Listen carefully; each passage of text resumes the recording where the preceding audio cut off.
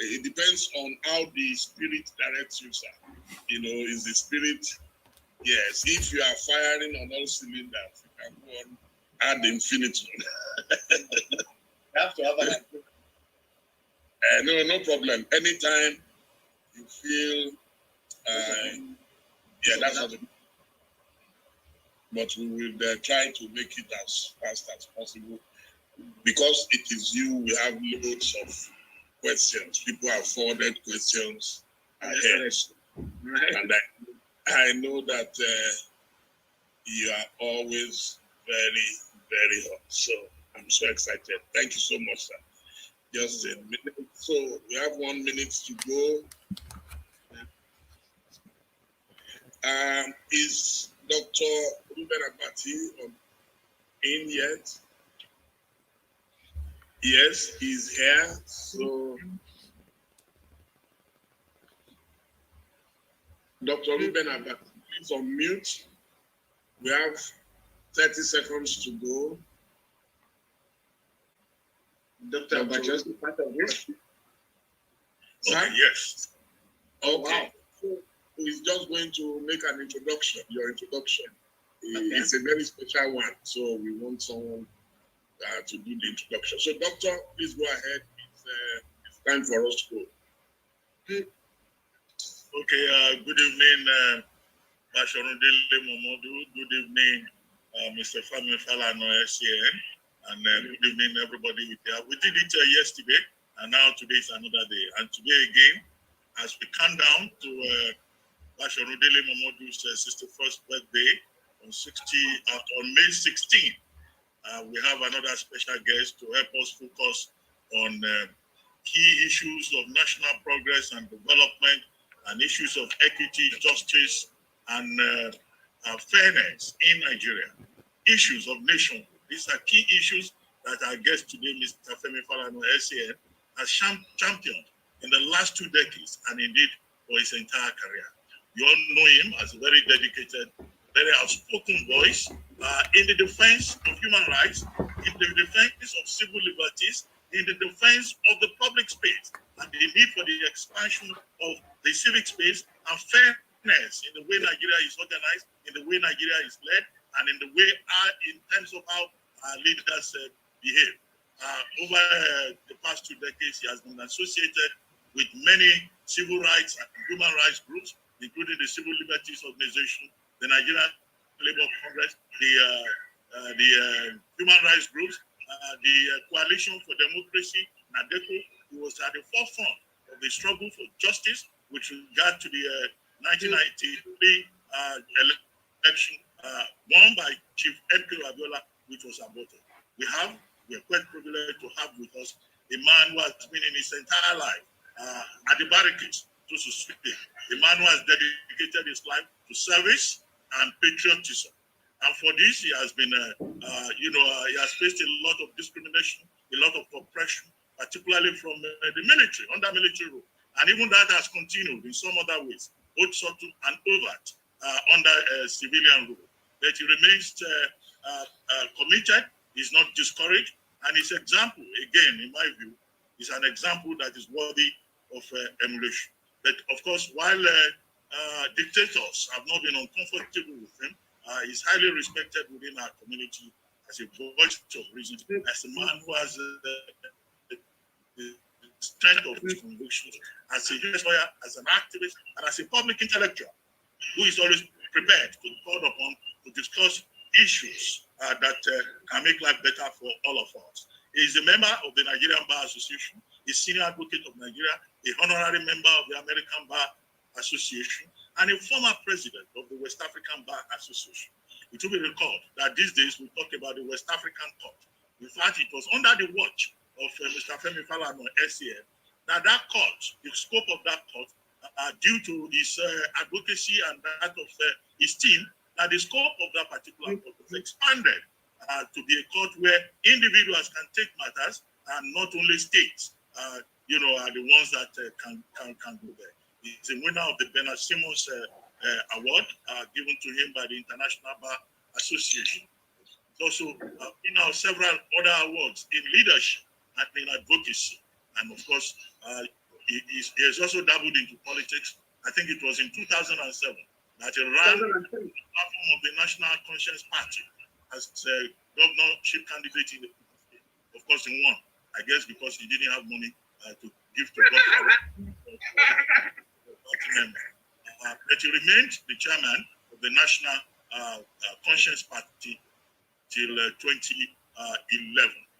And of course, you all know him beyond his advocacy in the public space and his many writings as an author, as a defender of the rule of law. He's also the father of FEMI FALANA, the rapper, actor, comedian, and artist, creative artist, and lawyer, who is popularly known as Faz.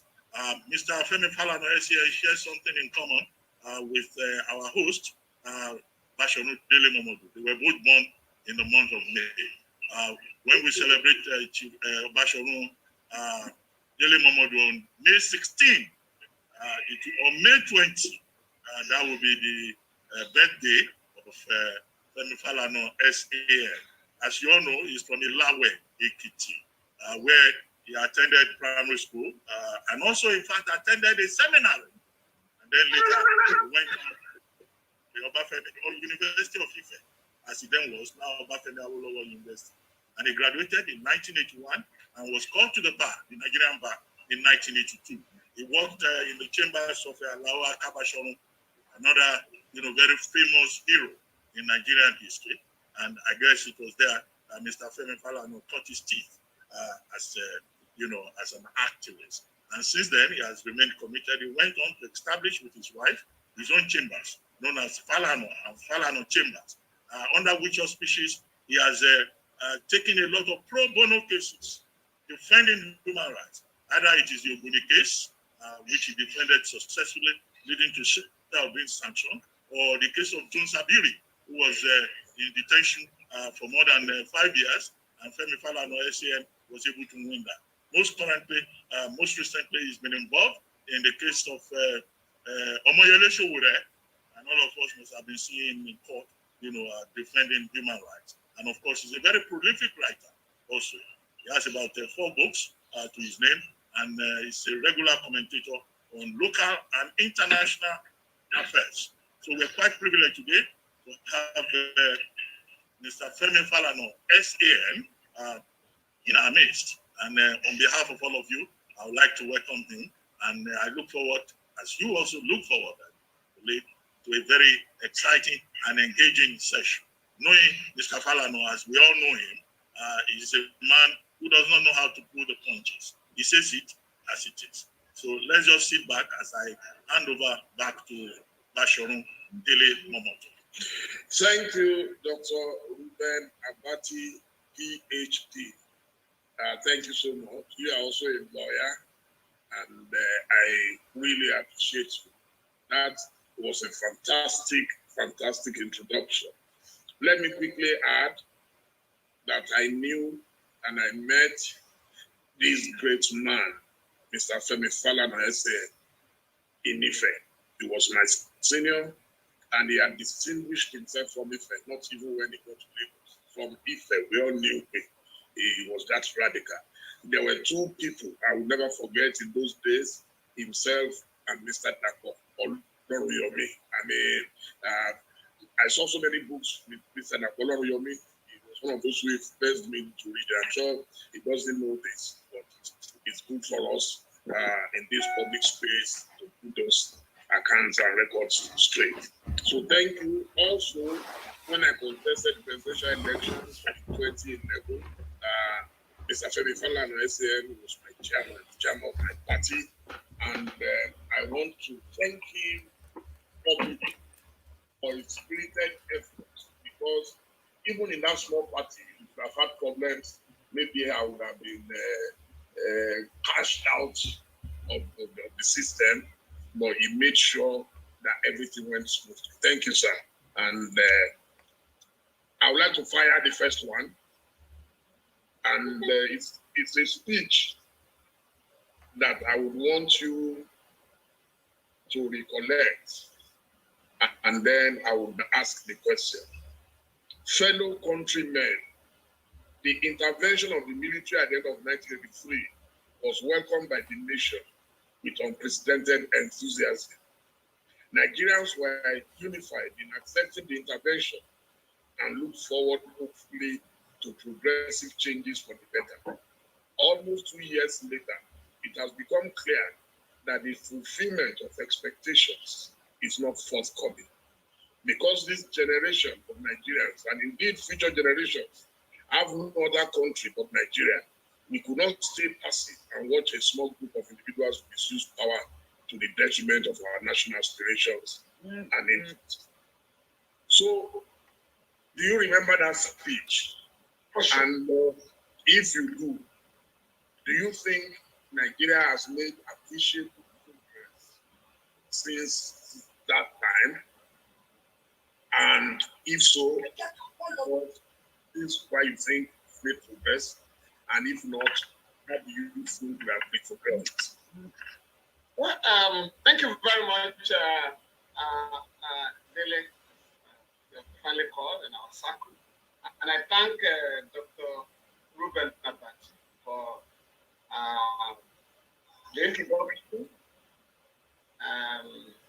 And I want to say that I'm delighted to appear in this program. And with respect to your first question, yes, I would say that Nigeria has not made appreciable progress. Things are in fact getting worse by the day because of the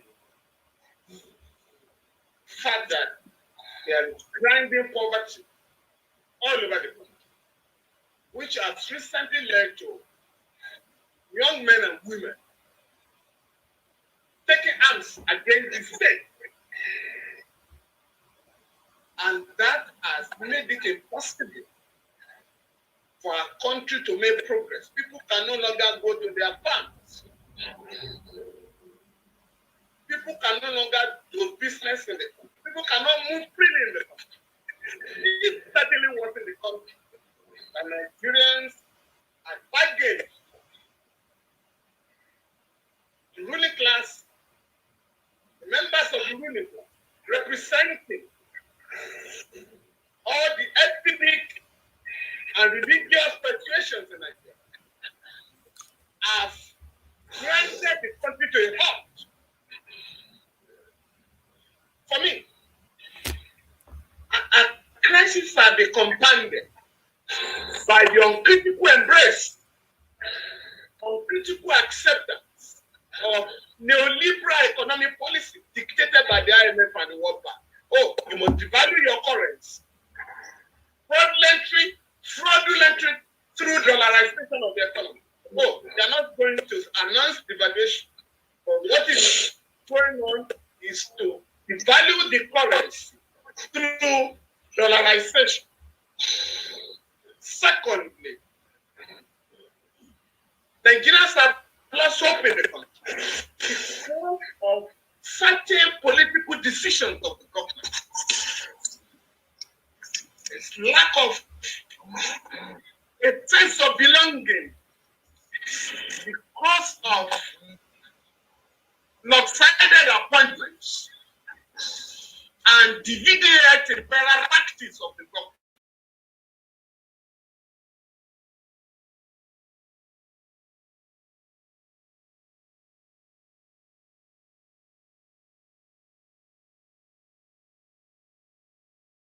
As for your generational mind, and particularly for many of the guys in government, we had dreams, we had hopes when we were leaving the universe.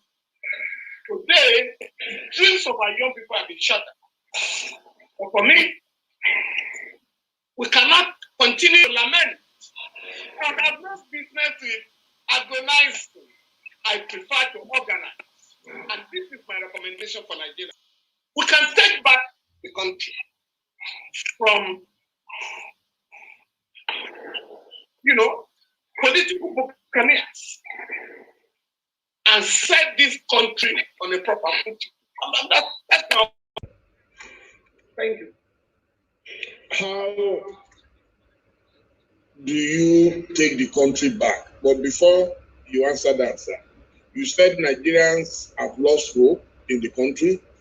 Have you? Are you disenchanted like other Nigerians? And if you still believe Nigeria can be taken back, what are the concrete steps that will make it happen in a place where some people feel superior to other Nigerians, where a professor who calls himself a Fulani man every day is ranting and saying the governors are talking rubbish, they need to consult them before governors can take decisions? Do governors need to take decisions after consulting someone else? Well, thank you very much. I am perhaps angrier. I am more disenchanted by the majority of Nigerians. And that is why I have never hesitated to join issues with the military and the civilian wings of the Nigerian bourgeoisie. I fight them. I heard the statement of Professor Usman. For me, I think it was a very tragic, development. Because with profound respect to him, this statement is grounded in morbid ignorance. And I have made the point abundantly clear when people talk about Ruga, and all those funny things. As far as Nigeria is concerned, under the Land Use Act, and by the way, the Land Use Act was entrenched in the Constitution as the military. The entire land in every state is vested in the governor. The president of Nigeria can only exercise control in respect of the land in the federal capital territory. Outside Abuja, outside the FCT, the president cannot decide what happens in respect of the land in any other state. So, for anybody to say, out of what I would call gargantuan ignorance, to say, oh, the governor will have to consult headers before saying, you cannot engage in night grazing, open grazing in my state. That right has been vested in the governor, exclusive. And so for me, I simply dismiss such provocative statements because they cannot be justified in law. And now that the governors have made their pronouncement, and I have advised them, you must walk your talk by proceeding to mobilize the respective houses of assembly to enact appropriate legislation, so that we may know, as a person who saying, who wants to know won the land, That's my response to such the statement credited to the professor. Yes, I'm still waiting for your response as to the concrete steps towards reclaiming Nigeria. The concrete steps is that we have to get organized. And I think we saw a bit of that last year when young people decided to say no to police brutality. The type of organizational capacity demonstrated by young men and women all over the country, I think it's a lesson for Nigeria that we can, if properly mobilized, take the destiny of the country in our hands. In other words, we have to get organized. We have to get Nigerians to exercise their franchise so that they can take the country back. Unless we do that, once you leave politicians to professional politicians, you're not going to get it right. And we must also encourage our people to choose and pick among the candidates. We must also ensure that political parties are forced to embrace ideology. Because that, since the Second Republic, it has been difficult to have political parties in Nigeria. organize on the basis of ideology. We must go back to that era. Sir, we have the time on our hands. Sir, yeah. You entered the University of Ife ahead of me. I came in 1978. Yeah. And that was the year of the Ali Must Go. Yes. We have been organizing since then, since Ali Must Go. I was one of the pioneer champions. But Nigeria is getting worse, to use your word. Don't you think your recommendation of people organizing is like treating cancer with paracetamol? No, for me, we haven't really organized. I mean, just imagine what happened a couple of days ago. That governors in the entire South, 17 states, gathered for the first time to embrace restructuring publicly. For many of them, it was a no-go area before because they felt they were comfortable. But now that they are being faced with agitation for the balkanization of the country, they are now compelled to say, don't break it up. We can restructure the country. We can put an end to subsided appointments. We can have state police. We can also insist on a new revenue allocation formula. These were demands that governors shown before. Now, we now have to proceed to make the point that unless you restructure the country vertically and horizontally, there may be no peace. And that is already what is going on. And people say, we don't want restructuring. We want our own republic. And my own position is that, as a human rights activist, I believe in the right to self-determination enshrining Article 20 of the African Charter on Human and People's Rights. But I also insist that we can still we can still ensure that we continue to agitate for a new Nigeria.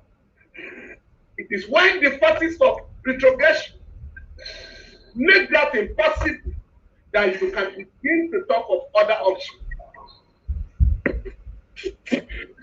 So don't you think we have exhausted all that? And are you not underrating President Muhammadu Buhari as a man who is not likely to blink an eye? If you like, all of you go and sleep on the street for the next few years. He won't blink an eye.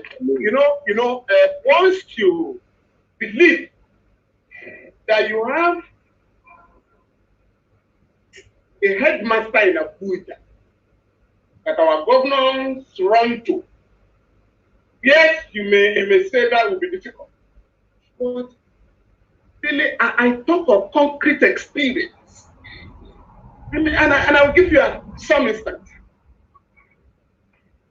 There was a time the federal government went to court to fight resource control via the Supreme Court. And the federal government won. It was a fine victory to say the resources in the offshore, in the continental shelf, will be owned exclusively by the federal government. Of course, after the victory, legal victory, the Niger Delta people decided we are going to have resource control, whether you guys in Abuja like it or not. And there were actions in the Niger Delta that forced the Olusegun Obasanjo administration to rush a bill to the National Assembly, abolishing the onshore-offshore dichotomy. That's number one. Number two, the federal government criticized Governor Akeredolu when he gave a quick notice to headers in Ondo State. You either register or you quit. The presidency roared like a lion. How dare you?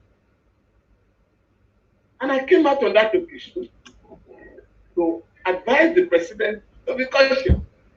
And then you stop giving the impression that the federal government is a pro-federal government, and that by virtue of the forestry law of Ondo State, Section 42, anybody who trespass on a government reserve is liable to be prosecuted, and if convicted, 5 years imprisonment, no option of fine. Of course, there were other developments that forced the federal government to announce later, oh, sorry, governors, it is your responsibility to control the forest in your state. The third one, the western, is governors in the southwest, a couple of years ago, decided to have Amoteco as a way of, responding to the mindless killing of our people and raping of women by, criminal elements parading themselves as elders. And what happened? The federal government came out as usual. Oh, I think it was the Attorney General. Oh, no, you cannot do it. Security is in the exclusive legislative list. Defense, police, and so on and so forth. Again, I came up. Mr. Attorney General, you have the Eastern police in the northwest, and you have the civilian JTF in the northeast. How can you say that other regions cannot have their own security network, so? And it was at that stage that the federal government said, okay, you can have Amoteco. The Eastern governors now have met to say they are going to have their own regional network in the middle belt and south regions. People, governors are also insisting they are having their own regional security network. The point I'm making therefore is that the struggle for restructuring, the struggle for a new Nigeria, is like a struggle for independence. Nobody is going to give you your freedom on a platter of gold. You have to struggle and stretch the power. And Dele have told you that between 1999 and now, we have snatched power from Abuja in the north. Not less than 20 cases have been won against the federal, either with respect to control of land in the state, physical planning by state governments, inland waterways to be controlled by state government, local government funds cannot be seized by the federal government, local government elections cannot be conducted by the federal government, entertainment levies cannot be collected by the federal government. I can go on and on and on. The point I'm making therefore is that we cannot wait and fold our hands and allow the federal government or the authoritarian concentration of powers in Abuja to prevent us from developing our own region, our own part of the country. That is my point. Well, there is a question I just picked up here that it seems principally the Yoruba people have been agitating all their lives, and that are the Yoruba going to be serial agitators forever with little or no result? Is it because, yes, everything you have said, everything you have done as a lawyer, alongside others, Chief Ganifa and everybody, fantastic. But in today's Nigeria, they amount to a drop in the ocean. Don't you think so? No, on the contrary. We continue to struggle and win our battle.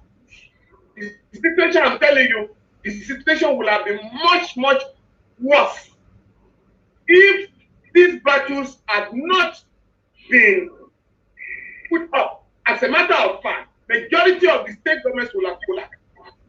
If we have not taken up the battle of dismantling some of the powers in Abuja, the state government will not have been able to survive economically. I mean, for instance, the Federal Capital Territory, the fund for running the Federal Capital Territory used to be taken from the Federation account. Or the state governments went to court to say, each of us have our capital, state capital. Why should we fund the capital of the federal government? And it was at that state. And that was yanked off the Federation account. And I can go on and on and on. So the point I'm making is that the battles we have put up in the past, including the battle for the restoration of democracy in our country, succeeded. The battle for expansion of the democratic state, which is under threat now, and we must organize to tell dictators there is no place for you any longer. And this is for me, you know, we must win the battle. I mean, the other day, 2 years ago, the military commanders woke up to say, oh, we are going to subject Nigerians to quantitative identification. Everybody must either, you know, be in possession of a driving license, national identity card, you know, and so on and so forth, or voter's card on the road. We have to tell them, you are taking us back to the days of apartheid in South Africa, when blacks had to carry pass. What are you trying to do? Of course, we were ignored. I went to court. The case of FEMI FALANA, the chief of army staff. Of course, that battle was won, and the court said, how dare you? We're not under a military regime. You don't have the power under the law to leave your barrack and subject civilians to a search on the road. That is primitive. That battle was won for all of us. Another one, the federal government in Abuja engaged a contractor to be collecting separate fee, $2,000 per party. And I wrote to the government, because when the government didn't listen to it, I wrote to the federal government, you cannot collect this fund and put it, you know, in the pocket of a contractor.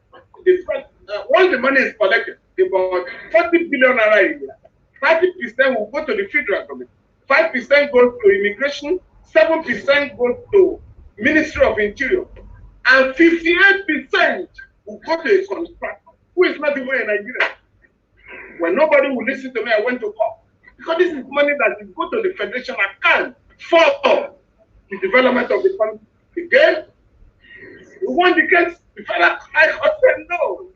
Under section 162 of the Constitution, the revenue of the Federation shall be remitted to the Federation account and then distributed in line with the revenue allocation formula. Of course, the government, federal government, conspire with the contractor to file an appeal. We are in the court of appeal. We have been asking them to come and buy your paper and justify why a contractor, an Indian, should be taking 58% of the revenue of the country. Unfortunately, the governors are not interested in the case. So these are the struggles we are making. You know, they are detaining people illegally. Go to court to save them. I mean, can you believe that young people who were demonstrating peacefully last year, you know, the government decided to punish them. Some of them had their passports seized. Some were denied consular services that they could not renew their passport. Some had their accounts frozen by the central bank. One by one, we went to court. You know, some of them we had to make contacts and threaten the officials involved. We won the battles for the young people so that they will not be discouraged from demanding justice in the country. So the point I'm making, therefore, if you don't struggle, you cannot win. So we must not give up. I think we are second-rate citizens in this country. We must insist and change the enemies of the people out of power. So that's my own position. So someone is telling me, sir. We have been winning. Daily, we have been winning. Since we were stupid, yes, we have been winning. Someone is telling me, we can now work together to win the real battle of political power. Someone is telling me, sir, that yes, you have been winning, you dismantled power, but that it is too slow and too little. And that while we are busy blowing grammar here, stark illiterates are busy killing, maiming, and raping. That, so can you legislate against killing? Have you been able to do anything against the killings of the people? Can the court stop herdsmen from killing? Did you hear that, sir? Legislate against what? Killings. Can we legislate against what? Go to court and stop murderers from murdering, stop rapists from raping people, stop kidnappers who are obviously being protected by some godfathers. That, so can you go to court? Yes, you can go to court and free someone who demonstrated, but that the problems of Nigeria today are beyond the court. Sorry, Dele, Sorry, Dele. Okay, I can take it from. Hello? Hello, sir. Yeah, I was having some intervention or interruption. Please, can you come again? Whether we can legislate against what? Someone is saying that yes, you have been winning cases, you have been dismantling power, but it is too slow and too little. And that while we are busy blowing grammar, some illiterates are busy killing, maiming, and raping. That, so what power do you have as a senior advocate of Nigeria? Can the judiciary, so can you go to court and say stop herdsmen from killing my people? Can you go to court and say stop them from kidnapping and taking ransom, going to Kaduna to keep students in the forest? That, don't you think, yes, you are winning some cases, but there are cases that you cannot win, and they border on life. Yeah.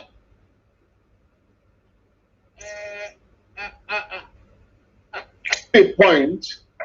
I get the point, and I made the point that our people are justifiably angry because they are frustrated and disenchanted.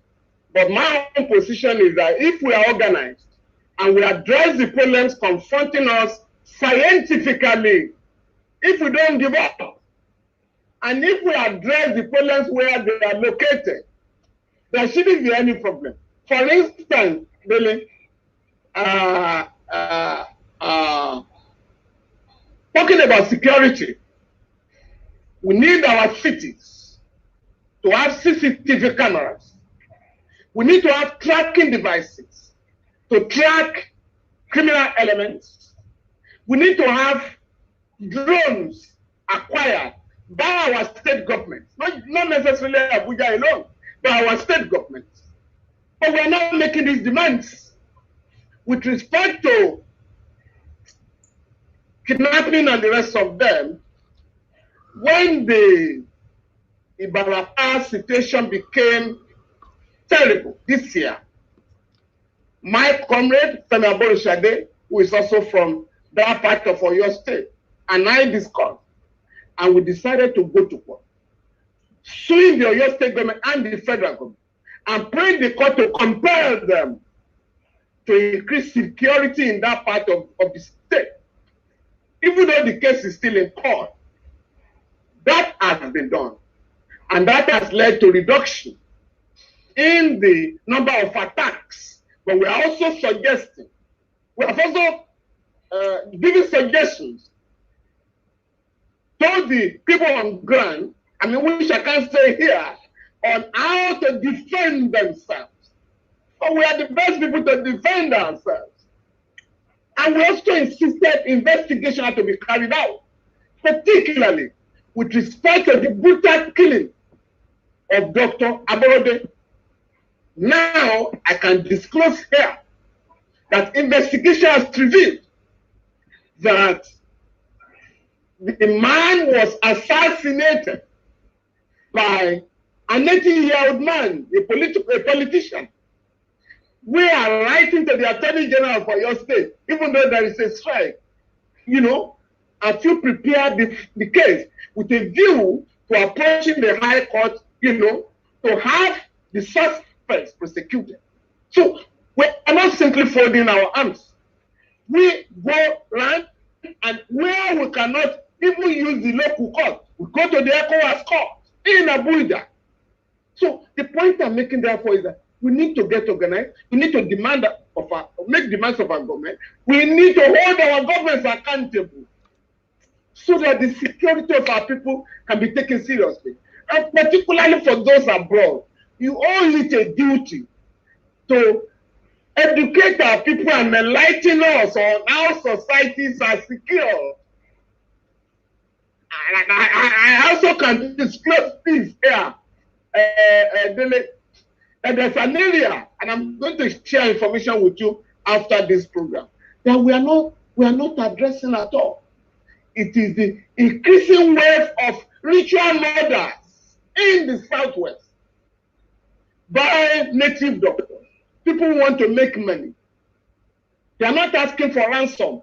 They are using body parts for juju.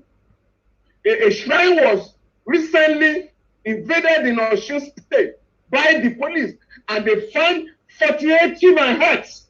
You are aware of Badu, in the Ikorodu, and many of them. So again, we're asking the police, you make this arrest all the time. Where are these guys being prosecuted? And all of us must ask the question, so that dangerous criminal elements are not unleashed on the society after they have been arrested by the police. Sir, I have another question. There are many questions waiting. Yes, please go ahead. Yeah. This person is saying Amotekun, that you mentioned Amotekun. Yeah. But Amotekun is not strong enough to even achieve much, because even when they arrested herdsmen and handed them over to the police, they are usually released, or they say there's an order from somewhere. That so, how can you have an Amotekun with Shaka bombs against those AK-47? No, I hope you get again, yeah, again. People are carrying Shaka Bula. No, you know what that means, Shaka Bula. Again, AK-47. Dele. Yeah, again, Dele. I continue to insist that we must get our governors to be up and doing. Dele, there is a Firearms Act. Every governor in Nigeria is in charge of the security of the state. Forget what they tell you. Every state has a state security council headed by the governor. The commander of the state security is a member. The commissioner of police is a member. All the military commanders in that state are members. Now, I've never heard of a situation where a governor has given an order, go and arrest that criminal element, or those who are causing, engage in criminal activities in the state. Oh, and the governor is told by the commissioner of police, so we have to get permission from Abuja. Since 1999, I do not know of any case.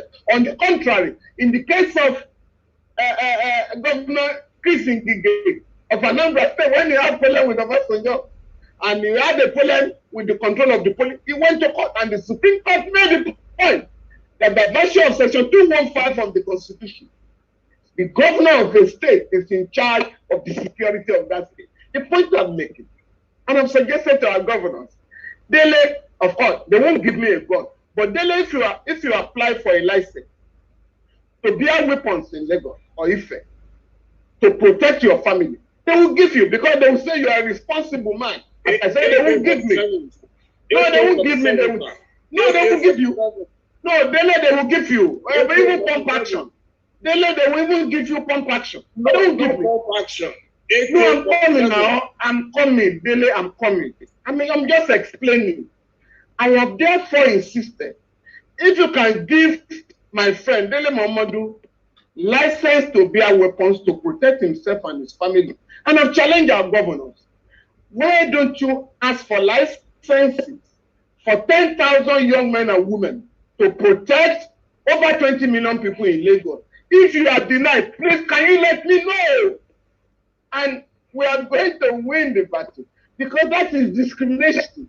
If you can give about 500 people licenses to carry guns in Lagos, why will you not allow, as our people will say, there is equality before the law. So the point I'm making, today, whatever anybody may tell you, the Amotekun sharps within the limits of their capacity are doing very well.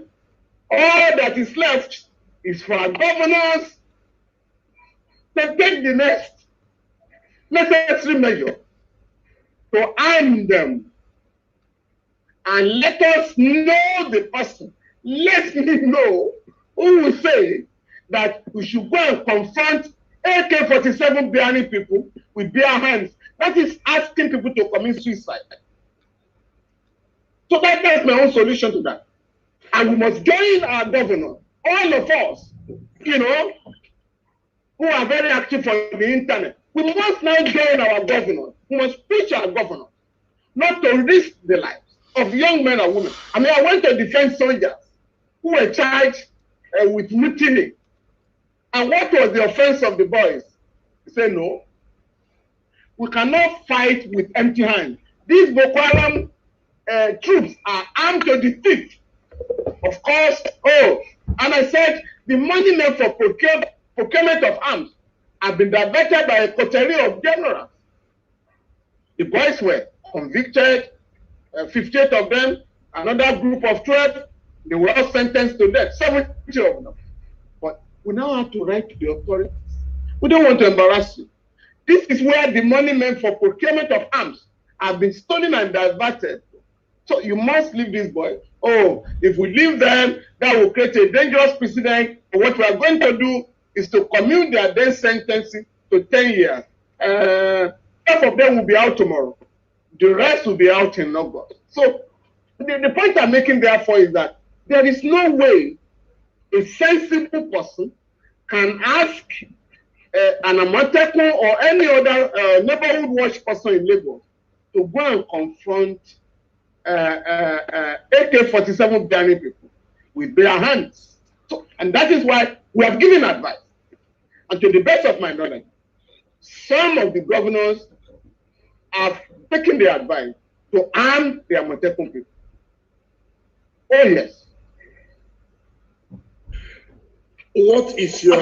But please, Udele, if you know anybody, I beg you, if any of the listeners know any situation where peddlers or kidnappers were arrested, and because somebody made a call and they are released, please, if you know any situation, let us know. The human rights community, I can assure you, will take it up. We'll take it up. Thank you, sir. Yes, I said, what is your attitude to self-defense? What does the law say about self-defense?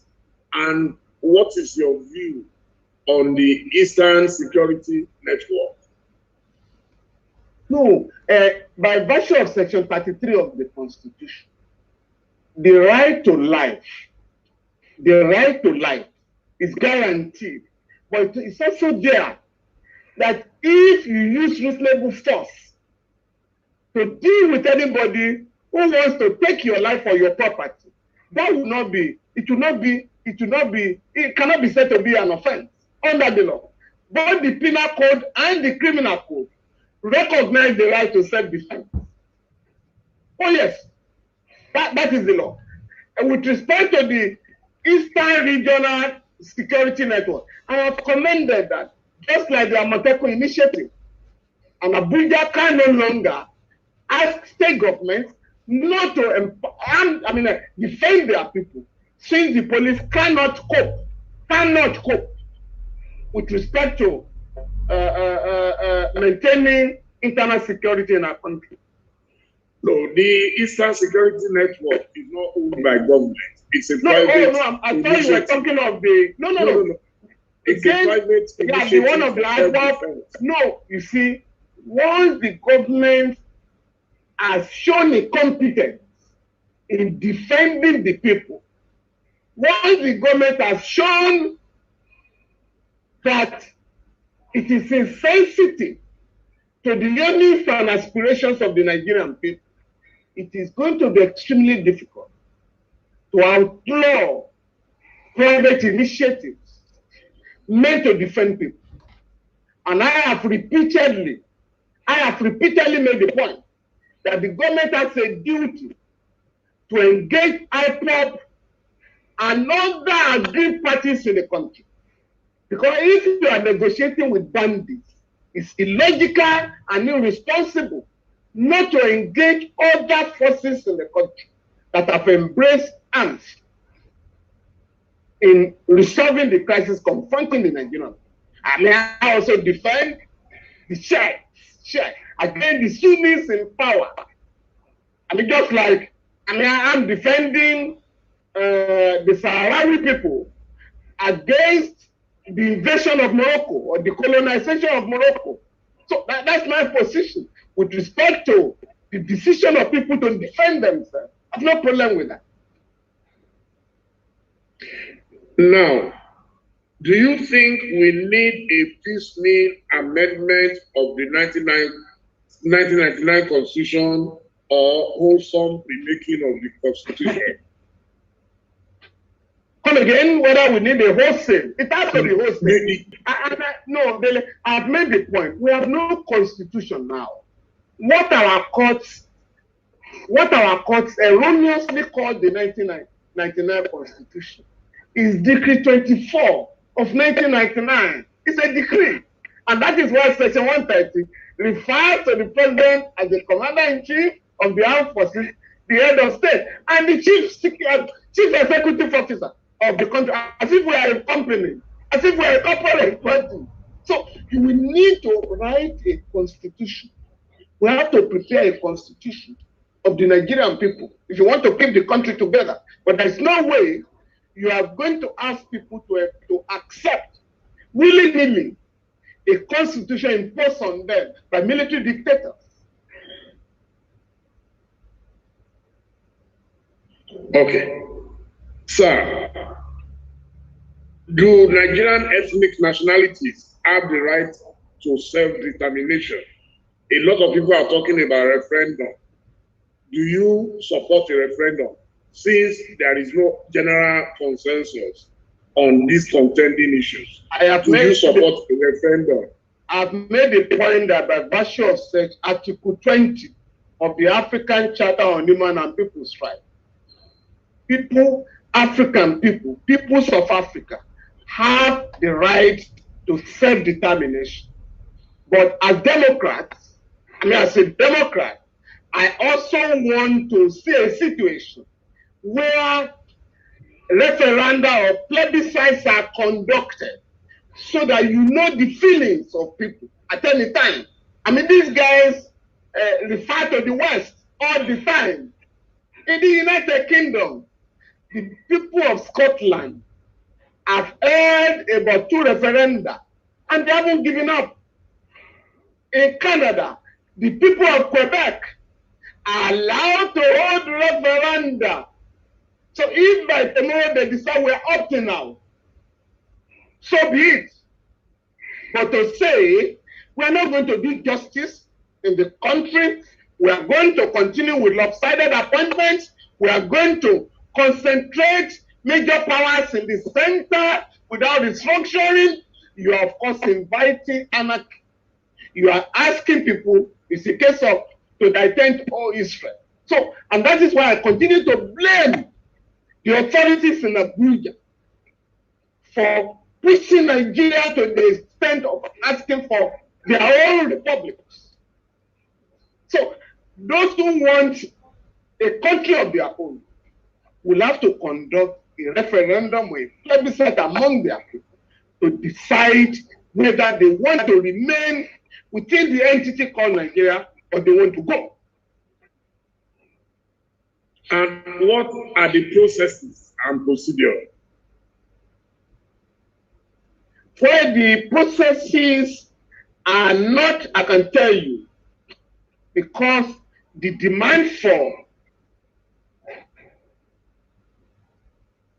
the demand for breakup of the country.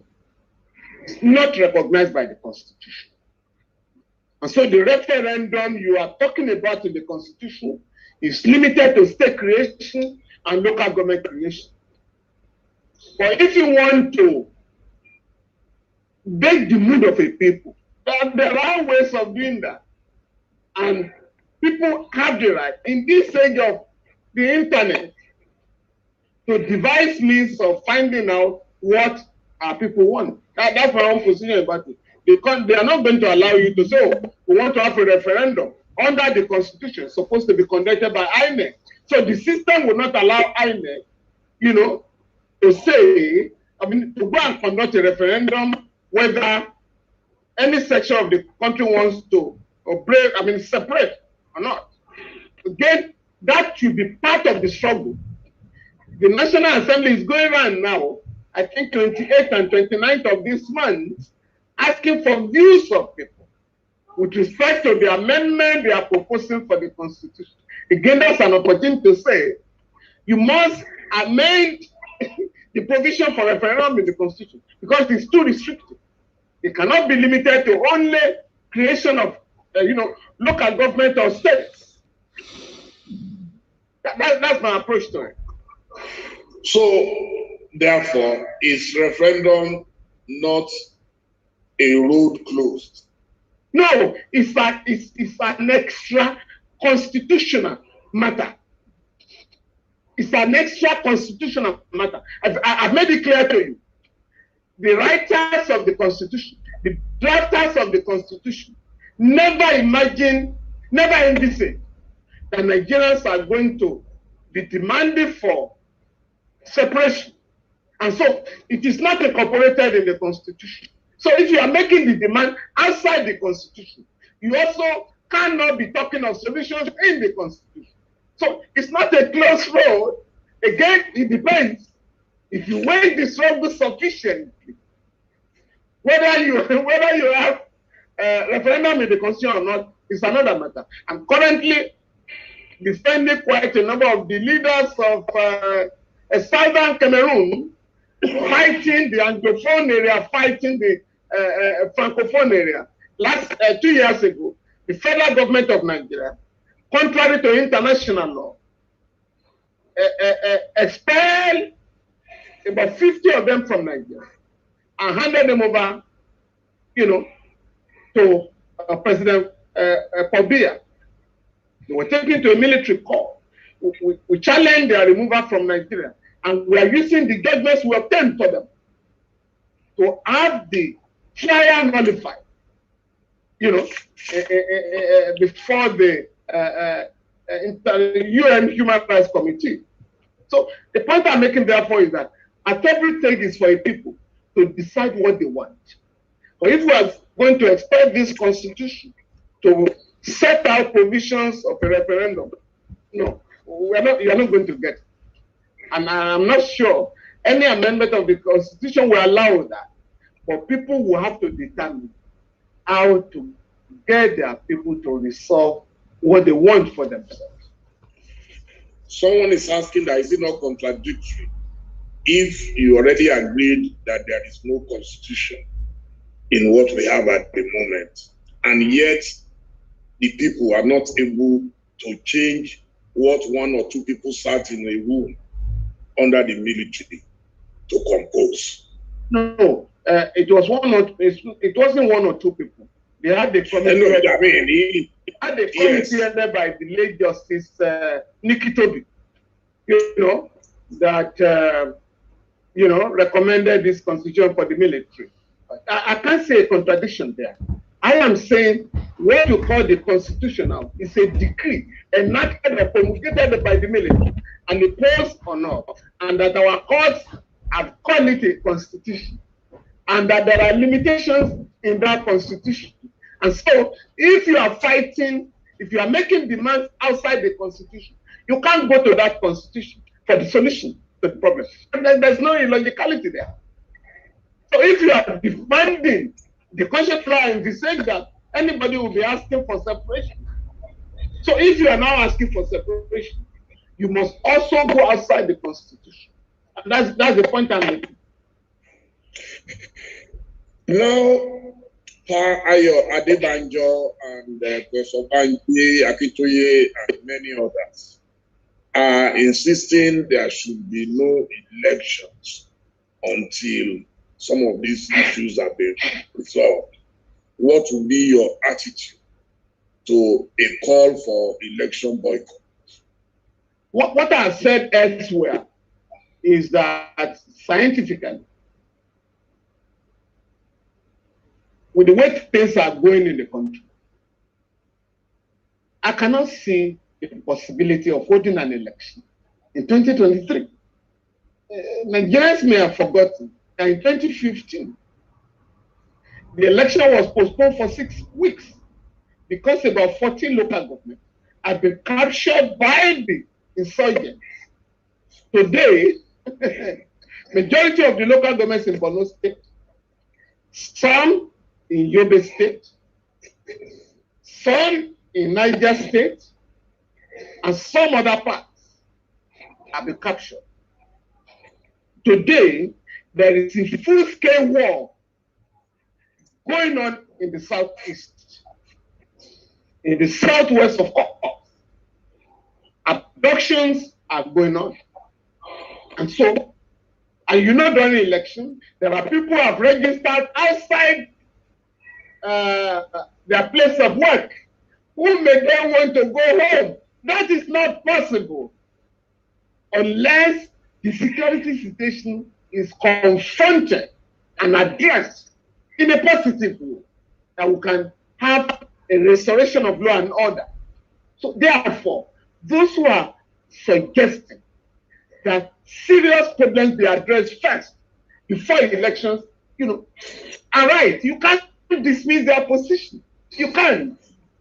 Because before our very eyes, there is no part of the country that enjoys relative stability today. And for that reason, you can't be talking of elections. I think it's rather diversionary to be talking of elections now. Which elections? Majority of people can no longer go to their farms. Some of the farmers register in their farms. So how would they vote?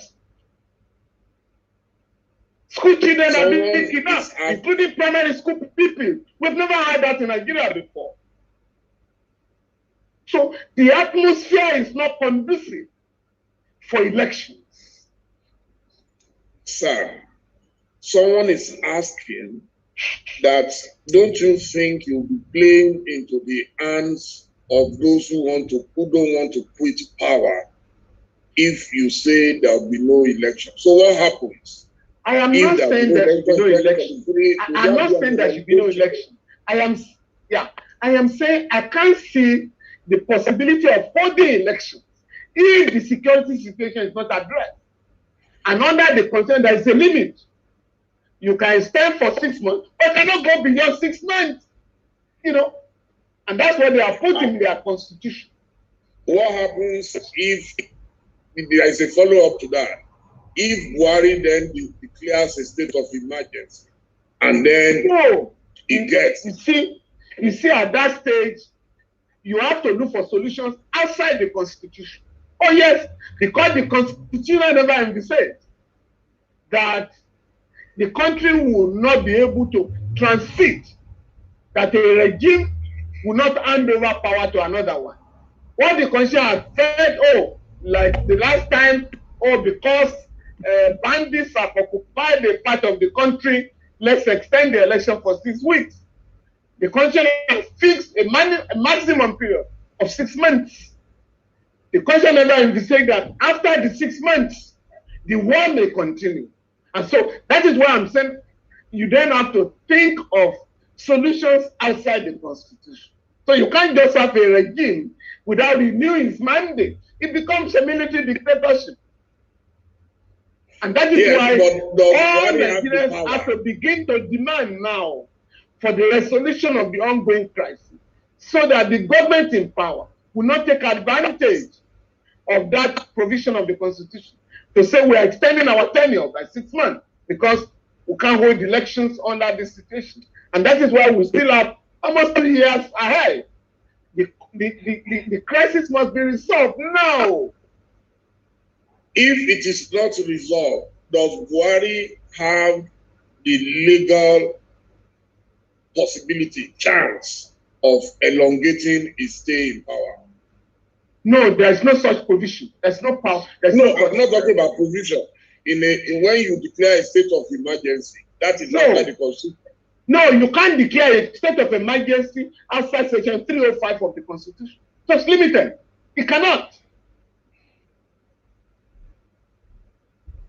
But if it so happens, we've said it many times that some things. No, the Nigerian people will have to take their political destiny in their hands.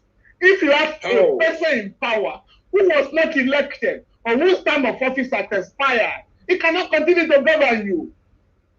No, how will you challenge the commander-in-chief, sir? Who controls the military and everybody? No, Dele, you were part of what we did, against the military. Even when Abacha and others rolled out the tank, we insisted, you guys have to go. But they didn't go. And when they were killing people on the street of Lagos, I can see some of those who are trying questions. They simply ask people, sit at home. When we were in jail, young people, organize our people in the country. Again, you saw a bit of that last year, that young people have the capacity to organize our people, to make the country ungovernable. But what I'm saying is that to avoid anarchy or to avoid playing into the hands of the regime, we must now begin that campaign for a speedy resolution of the security crisis. Sir, Abacha did not leave of his own free volition. What? So why are you so convinced that anybody would leave voluntarily when there are provisions that make it possible for him to remain in power? If there is no election, you can't have Buhari to go. Now, you can't force him. The power of the people can force any dictator out of power. And that is going on in different parts of the world. It has happened in Nigeria. The dictator said, I am only stepping aside with a view to coming back, stepping back to power. But Nigeria said, no, and he never came back to power. No, but others took power and became worse. So what? Others took power from Babangida and some of one of them also expired. Even when Sani Abacha said he was going to be the only candidate. But you know what happened at the end of the day? He was removed so that the country would not go to a war. Oh yes.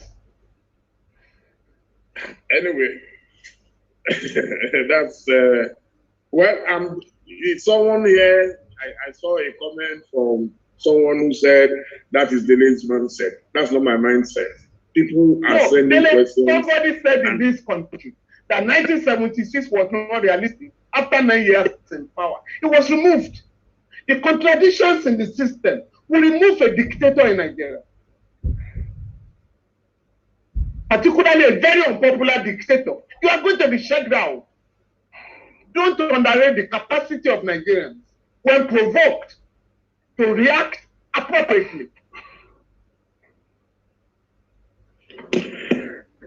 Someone is asking, why don't you want to be a part of the Yoruba liberation movement? Why what? Why don't you want to be a part of the Yoruba liberation movement? No, it is very difficult for me because I'm engaged in other battles outside the Yoruba territory. And I've just told you, I am the leading counsel for the people of Western Sahara. They are fighting the colonization of their territory by Morocco. I'm involved in the struggle of the Mandinka people in Liberia. I'm involved in the struggle of the people of Western Sahara. Southern Cameroon. I'm involved in the struggle of the Ogoni people in Rivers State. I'm involved in the struggle of the Shiites in Kaduna State, and so on and so forth. But let me also tell you, so that you also know where I'm coming from. I'm involved in the struggle of the masses of Yoruba people.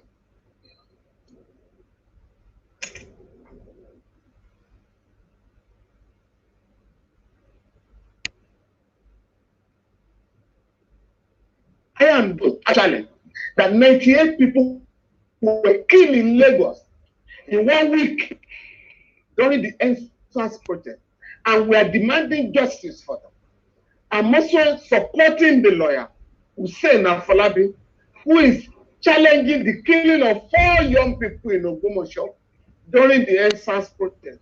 I am also involved in getting justice for the families of the 6 people that were killed by the military last November in Nikiri.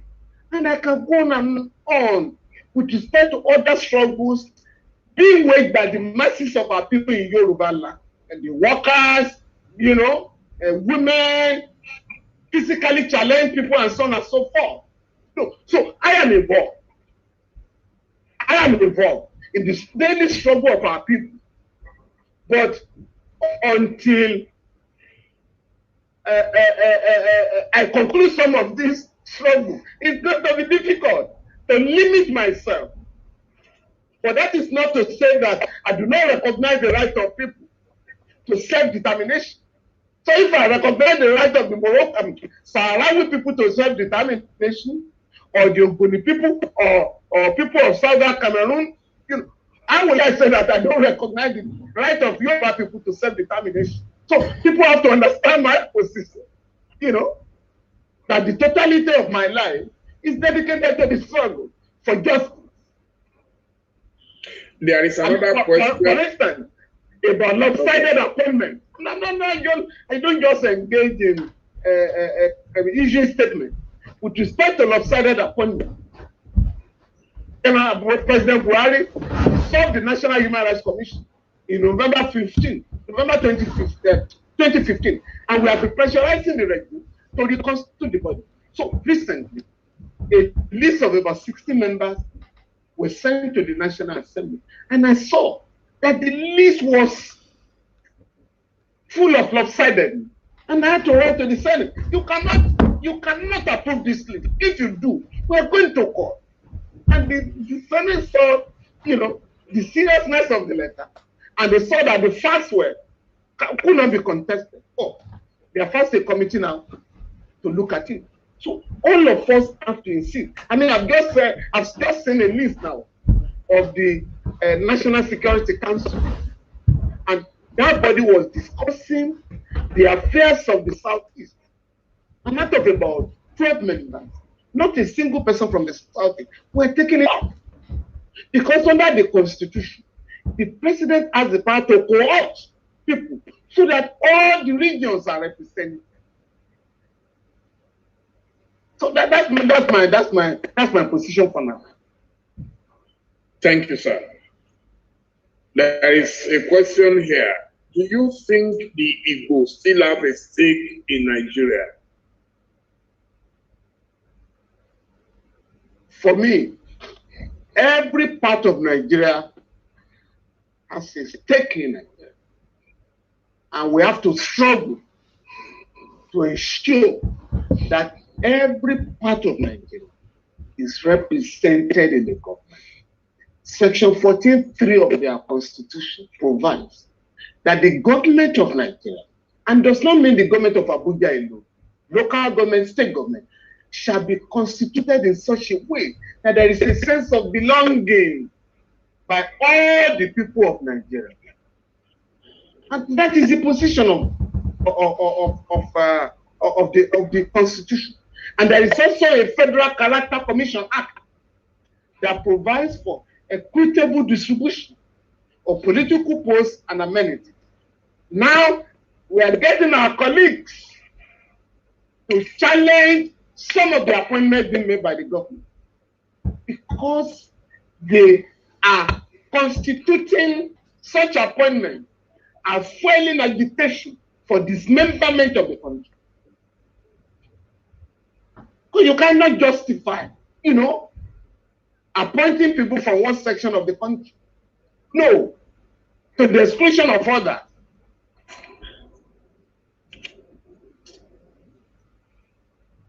What's your reaction to the shoot at sight order? Which one now?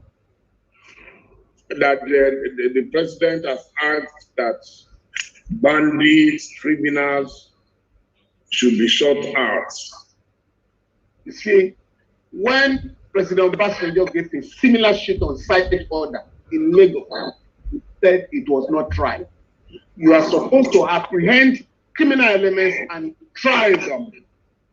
The knee-jerk reaction, the later knee-jerk reaction of President Buhari was not in order. I mean, people have been demanding that armed elders be arrested and prosecuted for 5 years, 6 years.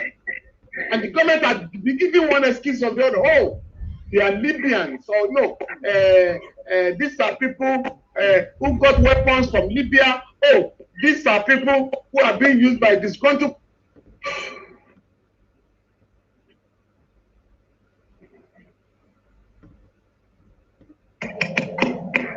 The internet. And so on and so forth.